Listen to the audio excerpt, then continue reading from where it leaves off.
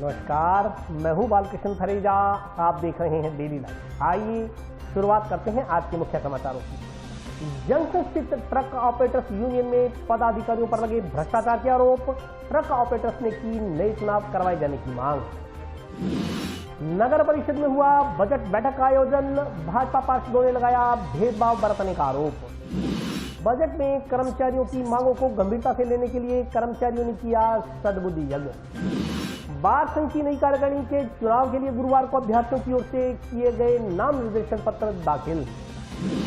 निजी चिकित्सक right to health bill के विरोध में 11 फरवरी को रखेंगे हड़ताल। और अब समाचार विस्तार से। जंक्शन स्थित ट्रक ऑपरेटर्स यूनियन में विवाद पैदा हो गया है। ट्रक ऑपरेटर्स ने वर्तमान पदाधिकारियों को हटाकर नए चुनाव करवाए जाने की मांग की है। जंक्शन स्थित ट्रक ऑपरेटर्स एसोसिएशन में विवाद उत्पन्न हो गया है। बहुत से ट्रक ऑपरेटर्स ने वर्तमान कार्यकारिणी पर भ्रष्टाचार करने का आरोप लगाते हुए ऑफिस की ताला जड़ दिया है। ऑफिस पर ताला लटकाए जाने के बाद वर्तमान पदाधिकारियों ने भी उस पर अपना ताला जड़ दिया। इस प्रकार दोनों पक्षों की ओर से तालाबंदी के बाद विवाद गहरा गया है। इस पर कुछ ट्रक ऑपरेटर्स ने आज पुलिस अधीक्षक को ज्ञापन देकर शांति व्यवस्था बनाए रखने हेतु दूसरे पक्ष को पाबंद करने की मांग की है। दिए गए ज्ञापन में कहा गया है कि हनुमानगढ़ जंक्शन है वो हनुमानगढ़ टाउन में लगातार पिछले 10 वर्षों से एसोसिएशन अपना काम कर रही है। इस एसोसिएशन के तहत करीब 100 ट्रक ऑपरेटर्स हैं। यही इनकी सदस्यता है तथा इसी से आजीविका चलती है। ज्ञापन में आरोप लगाया गया है कि सन 2014 के बाद इस एसोसिएशन के आज तक कभी चुनाव ही नहीं करवाए गए। फिर भी राजनीतिक प्रभाव के लोगों के कारण उक्त ट्रक ऑपरेटर्स एसोसिएशन को तानाशाही रूप से जुगल राठी, लीलाधर शर्मा एवं रघुवीर गुदारा नाम के व्यक्ति उक्त ट्रक ऑपरेटर एसोसिएशन का संचालन करते हैं। चुनाव नहीं करवाए जाने के बावजूद भी उक्त ट्रक ऑपरेटर एसोसिएशन के संविधान नियमों का पालन न करते हुए उक्त तीनों व्यक्ति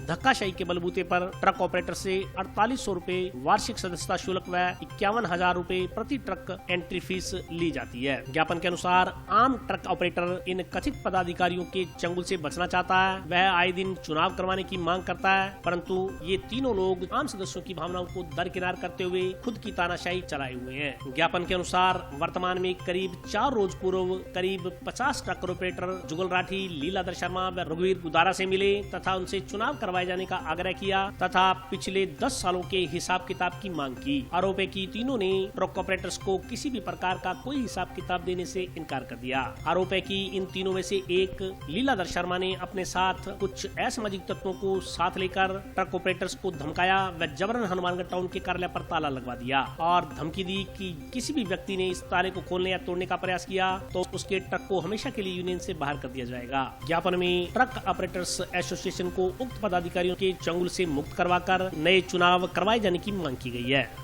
ट्रक यूनियन हनुमानगढ़ और टाउन एक है, इसमें सारी संस्था सारे इकट्ठे ने और ये कोई रोला कहता है वो गाड़ियाँ वाले धमका के खाने के पैसे चक्राने में कहता है तुम्हारे गाड़ियों का नंबर कटा देंगे, वो उसके पीछे हो जाता है। ऐसे करते हैं, ये 10-12 साल हो गए रोला पड़ता है।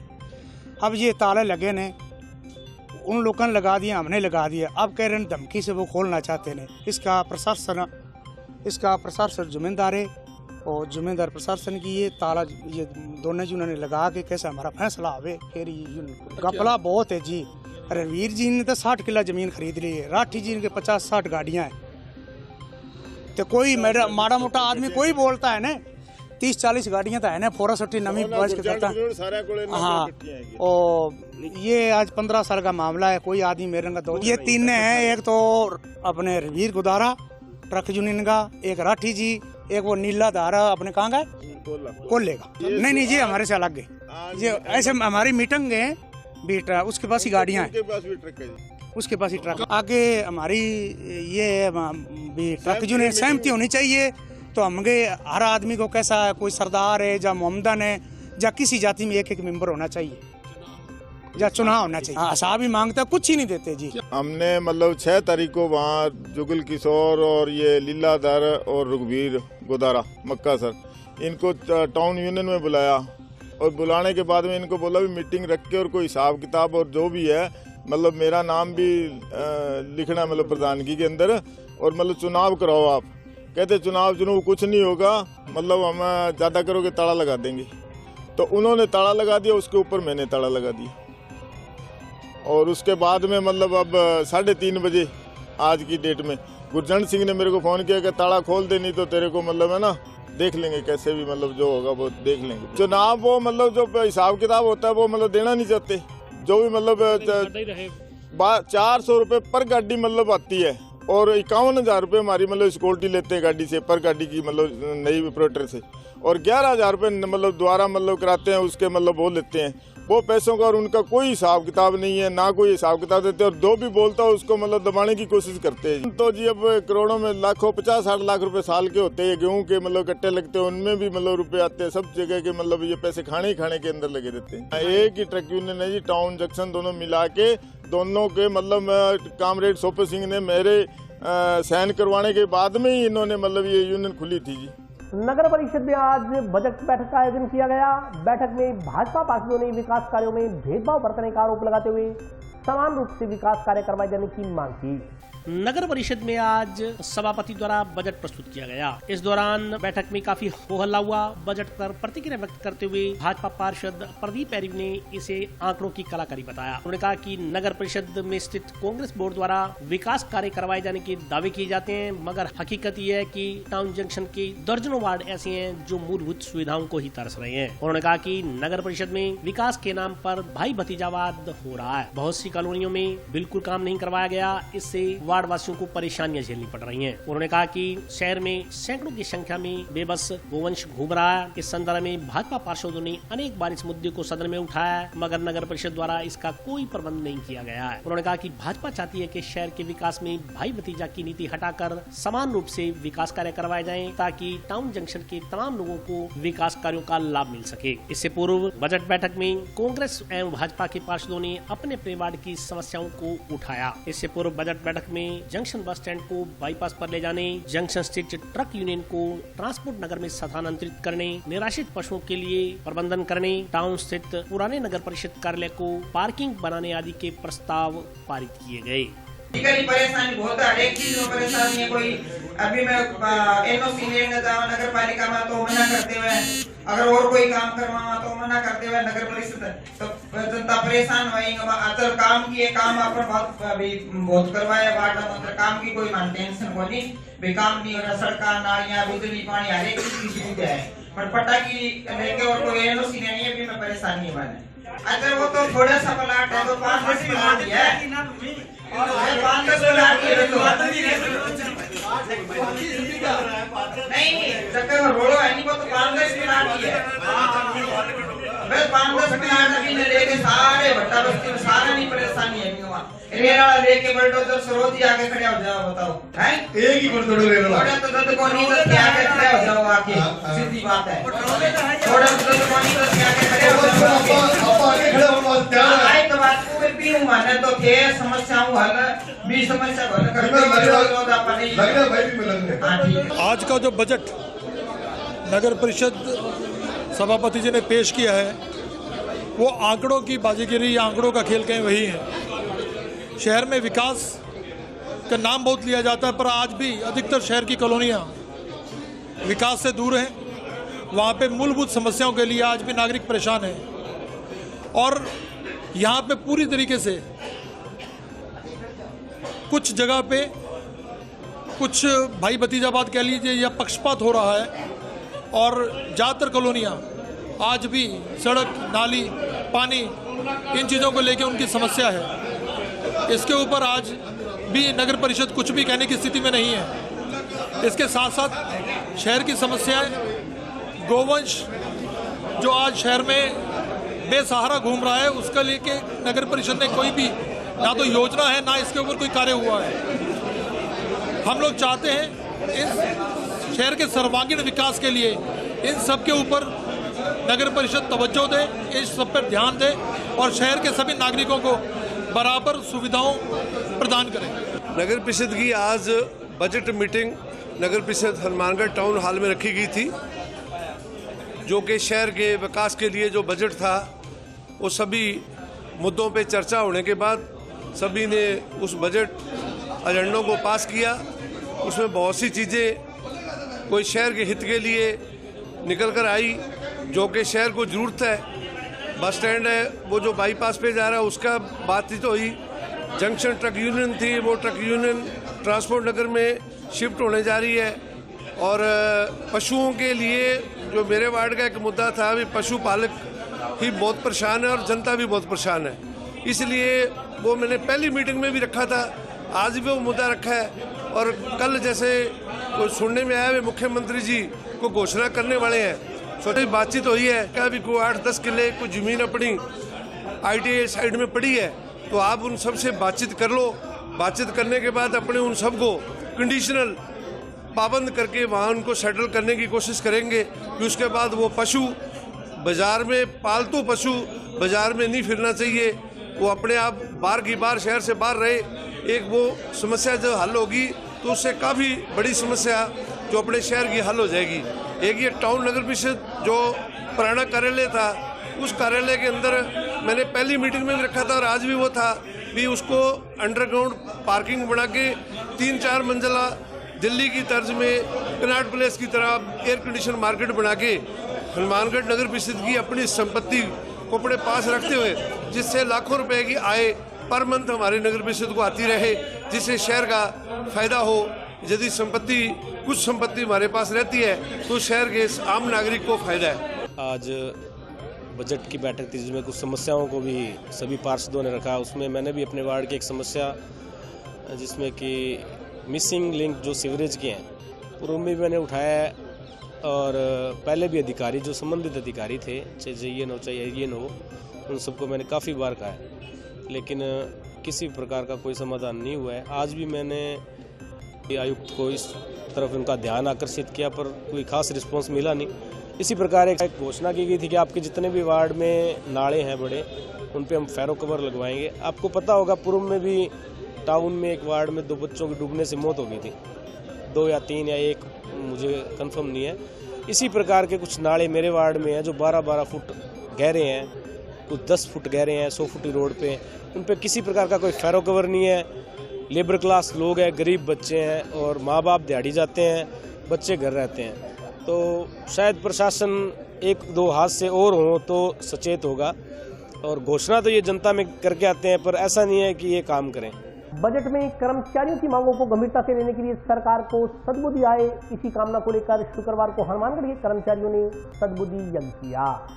राजस्थान के मुख्यमंत्री अशोक गहलोत शुक्रवार को इस सत्र का आखिरी बजट प्रस्तुत करेंगे। बजट में कर्मचारियों की मांगों को गंभीरता से लेने के लिए मुख्यमंत्री को सद्बुद्धि आए और कर्मचारियों की मांगों को पूर्ण करें, इसलिए महासंघ के निर्देश पर शुक्रवार को हनुमानगढ़ के कर्मचारियों ने सद्बुद्धि यज्ञ किया। जंक्शन स्थित जलदाय विभाग में कर्मचारियों ने सद्बुद्धि यज्ञ कर ईश्वर से प्रार्थना की कि ईश्वर वर्तमान सरकार को सद्बुद्धि दे और कर्मचारियों की मांगों को पूर्ण करें। यज्ञ को विधिवत पंडित की ओर से मंत्रोच्चारण कर पूर्ण किया गया। संगठन के पदाधिकारियों ने बताया कि राजस्थान की कांग्रेस सरकार शुक्रवार को अपने कार्यकाल का अंतिम बजट प्रस्तुत करने जा रही है। बजट में कर्मचारियों की मांगों को गंभीरता से लेकर कर्मचारियों की जायज मांगों को पूरा किया जा सके, इसलिए सरकार को सद्बुद्धि देने के लिए प्रदेश आह्वान पर यज्ञ कार्यक्रम का आयोजन किया गया। यज्ञ में रविंद्र शर्मा, गुरजीत सिंह, बलकार सिंह, श्रवण कुमार, पवन कुमार, दिलीप कुमार, चंद्र सिंह, काली सिंह, बाबू सिंह, पंकज झूरिया, सुमित, विष्णु गौड़, दर्शन सिंह सहित कई अन्य कर्मचारियों ने हिस्सा लिया।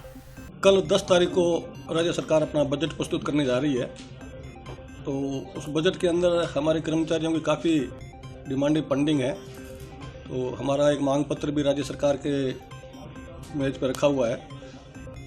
उस मांगों के संबंध में हमारी सरकार से वार्ता भी हुई है और उन्होंने हमें आश्वासन भी दिया है भी आपकी मांगें जो है पूरी करेंगे।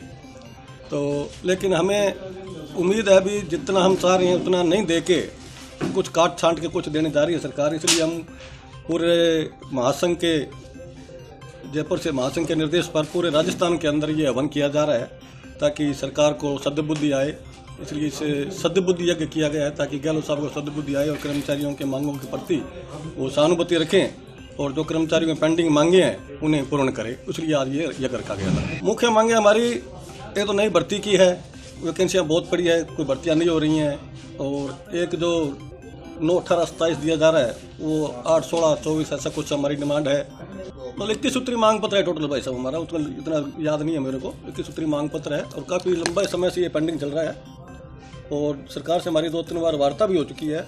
गहलोत साहब ने हमारे महासंघ के प्रदेश अध्यक्ष के साथ गहलोत साहब ने हमें ट्राइबल टॉक किया था, उसके अंदर भी आश्वासन दिया था भी आपकी मांगें पूर्ण करेंगे।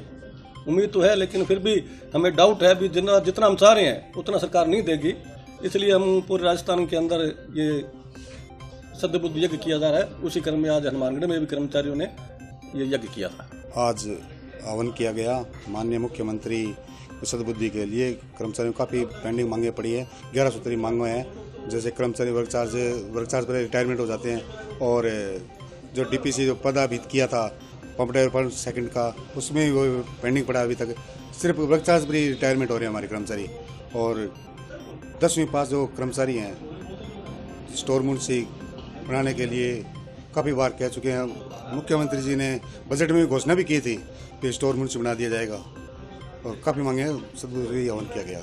बार संघ हनुमानगढ़ की वर्ष 2023 की कार्यकारिणी के चुनाव के लिए गुरुवार को अभ्यर्थियों की ओर से नाम निर्देशन पत्र दाखिल किए गए।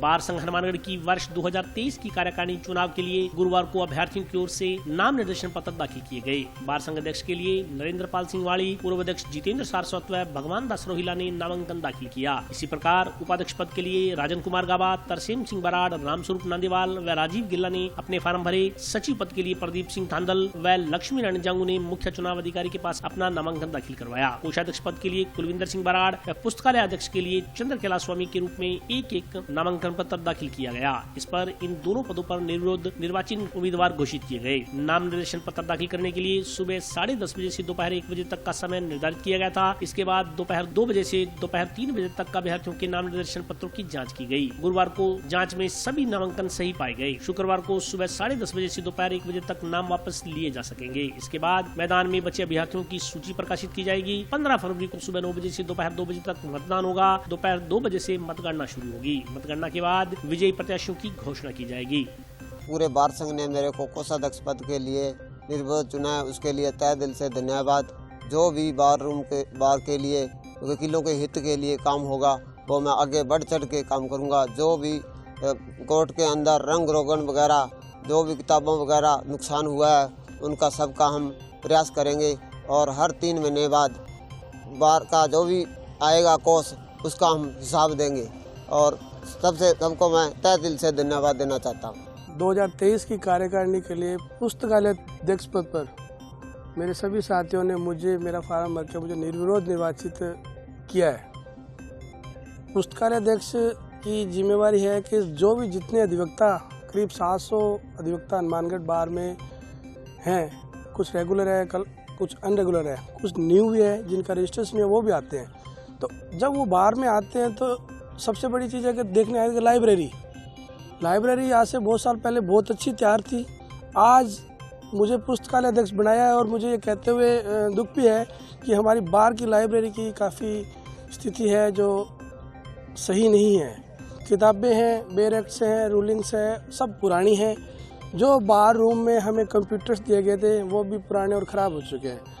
तो मुझे ये जिम्मेदारी दी गई है, तो मैं पूरी डिस्ट्रिक्ट बार को आश्वस्त करता हूँ कि बार रूम की लाइब्रेरी को मैं न्यू बार ऐसे डेवलप करना चाहता हूँ कि उस पर नए आने वाले अधिवक्ताओं को भी अच्छी किताबें मिले, रूलिंग्स मिले।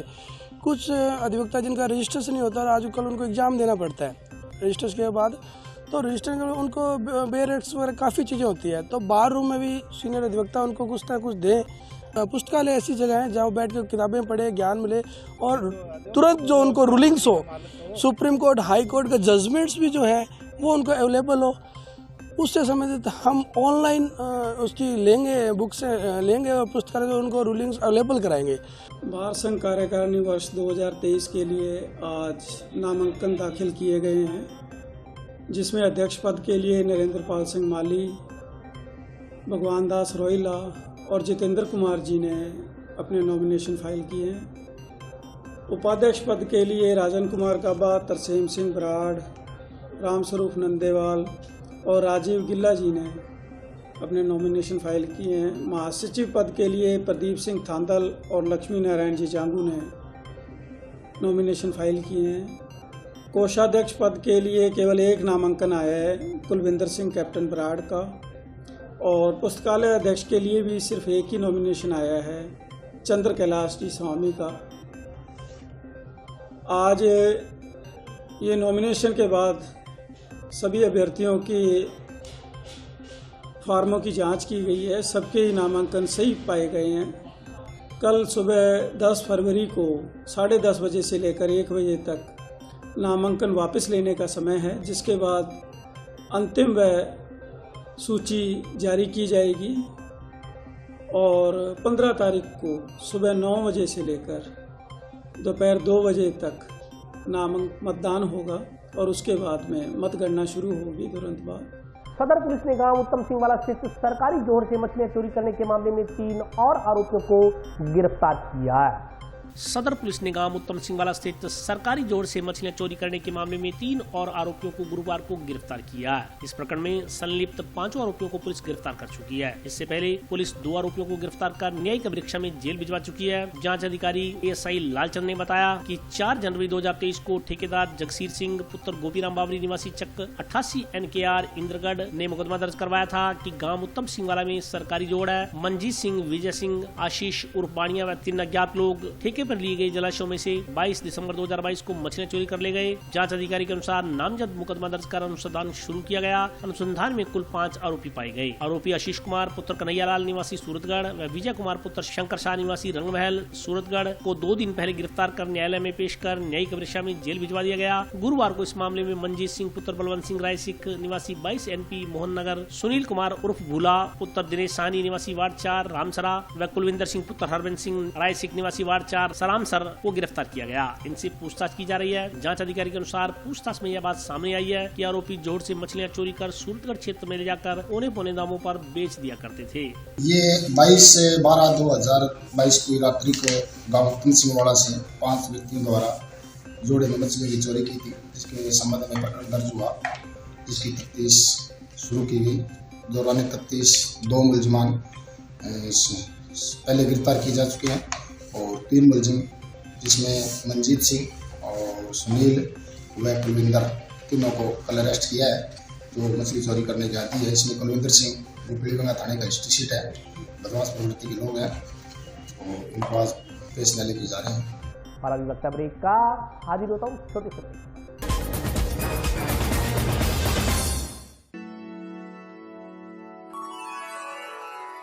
यूं तो कई बार मुझे हंसते देखा है, पर ये हंसी कुछ और है। ये गहना मुझ पर जचता है, पर ये महज एक गहना नहीं, ये रूपरेखा है मेरे मन की, हंसती खिलखिलाती लहरों की, जो आतुर थी अब तक मुझ पर सजने को। इसलिए ये गहना ही मेरा सच्चा श्रृंगार है, श्रृंगार है, श्रृंगार है।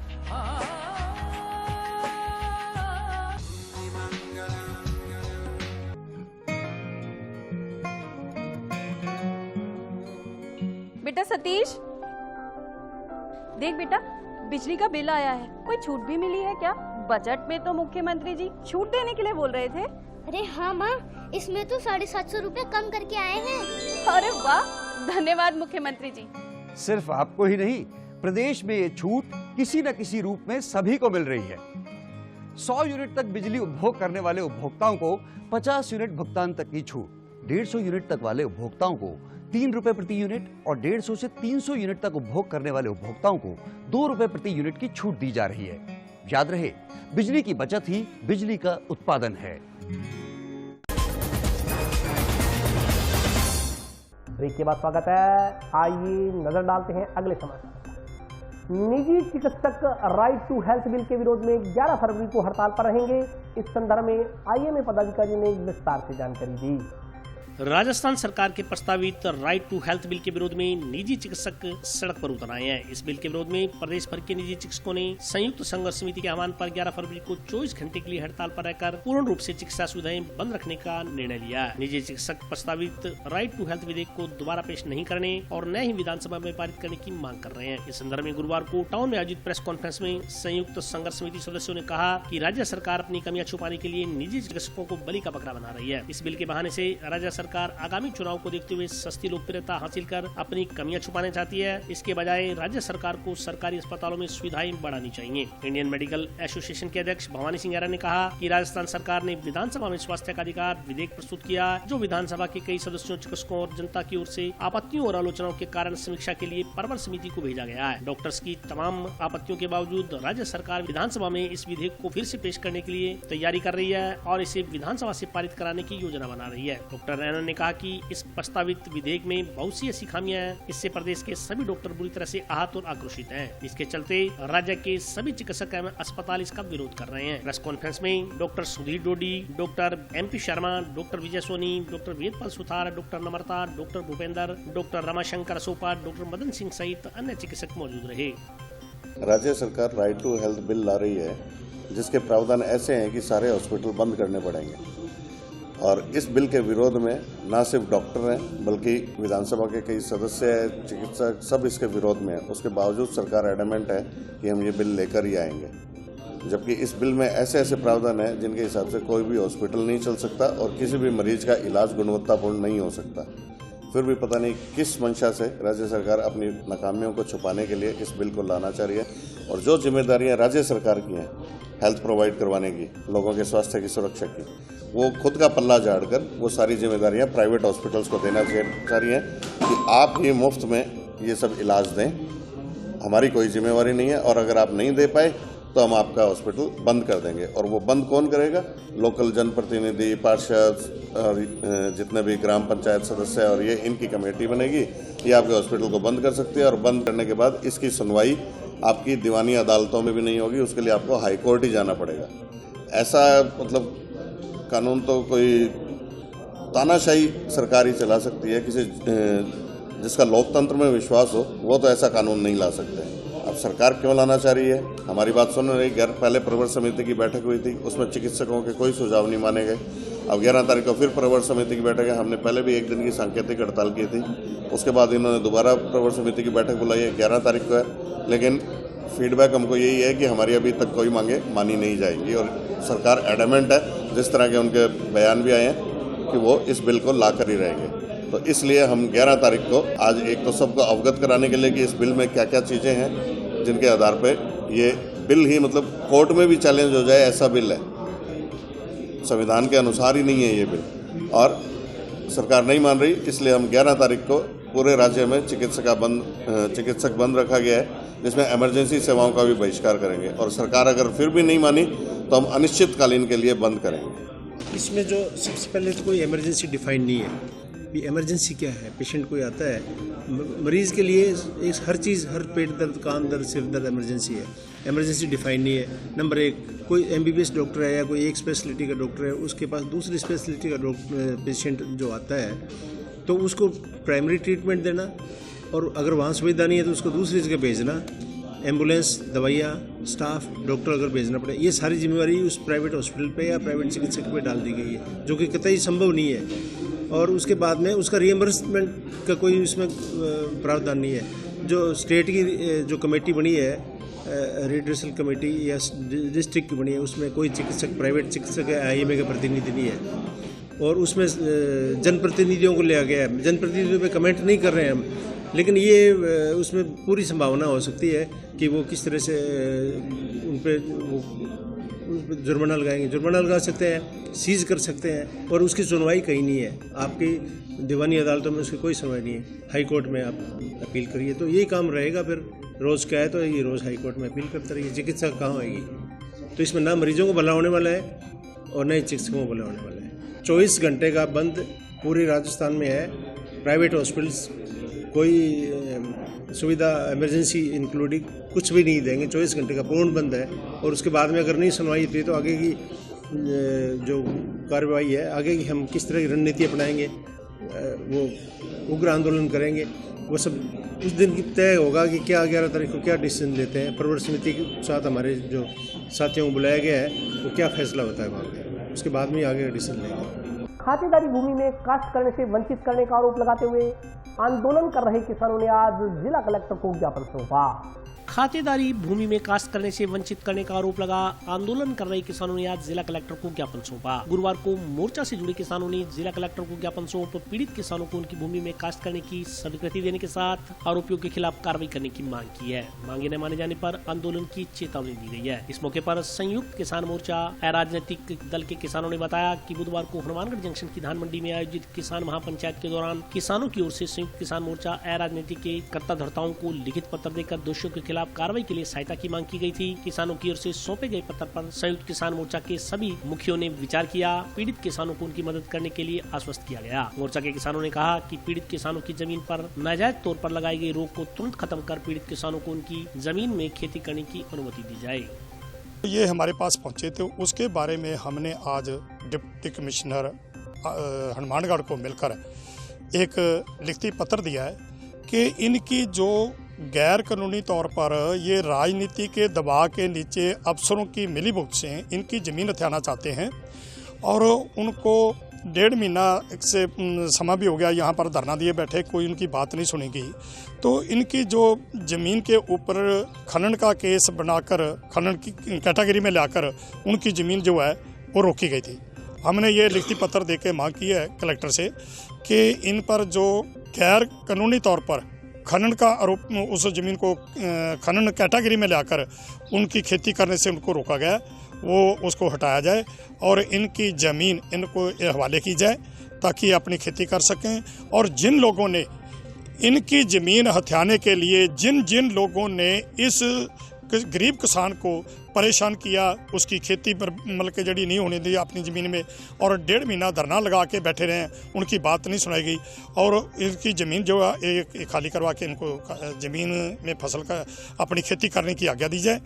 और जिन लोगों ने इनके खिलाफ ये ज्यादती की है उन सभी के खिलाफ पड़ताल करा के कानूनी कार्रवाई की। सतीपुरा के किसान बूटा सिंह और अंग्रेज सिंह ने जो यहाँ अपनी ज़मीन पर गैर कानूनी स्टे जो दिया गया था एसडीएम साहब के मार्फत, उसके लिए आज संयुक्त किसान मोर्चा के नेतृत्व में एक डेलीगेशन कलेक्टर साहब से मिला और कलेक्टर साहब ने आज बहुत ही अच्छी एक आश्वासन दिया। आश्वासन क्या है कि क्लियर कर दिया एडीएम साहब को फ़ोन करके कि एक संयुक्त जांच कमेटी बनाई जाए और वो कमेटी से हमने ये मांग की है एडीएम साहब से भी कि ये जो कमेटी बैठेगी सिर्फ हमें 2 बिंदुओं पर जांच दे दे।